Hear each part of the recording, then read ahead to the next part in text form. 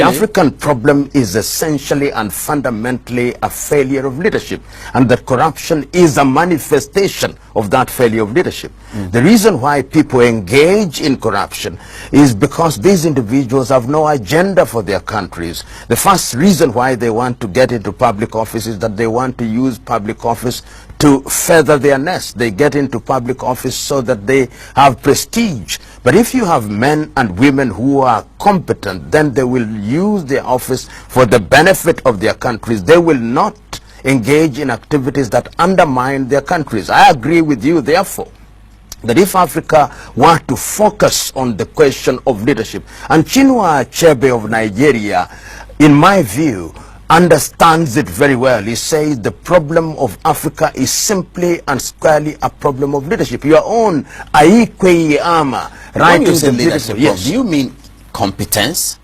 You know, leadership. Are you speaking to the question that they are incompetent people who are handling the African affairs, and they've been doing it for a while? And we'll come back to how they are produced through the democratic channel, and whether that democratic channel is actually good for Africa in the end, in the final analysis. But when you say it's a problem of leadership, do you mean that a leader is incompetent? Leaders of Africa are incompetent? They are not well prepared, they lack the expertise, they lack the experience. Is that what you're saying? That is exactly what I'm saying. That if you look at many African countries, the men and women that we have given the opportunity to lead us are actually misleaders. They don't understand what is expected of them. They don't appreciate what is expected of them. They don't use the expertise that is around them. Because what is leadership? Leadership is the ability to identify professionals and experts in different areas and use the expertise to achieve the overall agenda that is in the interest of the nation, so that you don't have to be an economist to ensure that your country is moving in the right economic direction.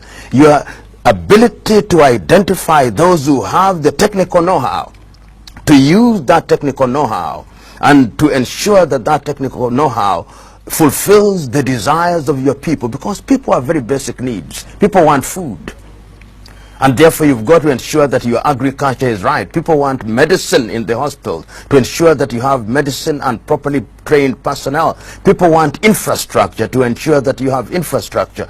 People want their taxes to be utilized well, and people must have focus. And we have seen in the recent past, and I remember during my lecture I said, within a very short stint, a young man who had not gone to school very well, Thomas Sankara of Burkina Faso, was so clear in his vision as to what ought to happen to his country that he was able to put together a number of individuals to move the country in the right direction. In one sentence, therefore, I'm saying African leaders have demonstrated not once, not twice, not thrice, but times without number that they are incompetent. And even those who have had the advantage of formal education have demonstrated that the education they have does not change their minds and hearts fundamentally. What we have are ethnic alliances of one kind or the other. So in the position, you have one ethnic alliance. In government, we have one ethnic alliance. And this, in my view, is the dangerous thing. So that I've said, and I repeat it here, that in Kenya, like most African countries, what we call elections are actually ethnic census to determine which combination of ethnic groups is larger than the other, then they serve in office. We must liberate ourselves from that.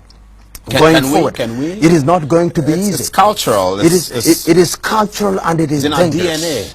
It is that is the tragedy. It appears to be in our behavioral DNA, but in our neighborhood in Tanzania, education change that? Education, if it is directed in a positive way, has it been done? It has been done in the neighborhood in Tanzania, with many more ethnic groups. Through the effort of the Nyerere regime, men and women are elected into office on the basis of their ability, because the parties are not anchored in ethnicity. So it can be done. That is why I don't believe that is embedded in our DNA. It is the bankrupt politician whose interest is short-term agenda, who allows ethnicity to be the only way of political mobilization. And that, I think, is dangerous to a young country such as ours.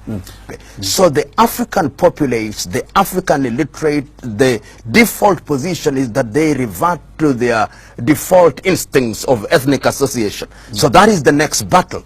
The next battle is to ensure that we tell Africans that political parties are merely vehicles for articulating your interest in agriculture, in education, in health, in infrastructure, and that then becomes the platform of determining whether a political party ought to be elected into office.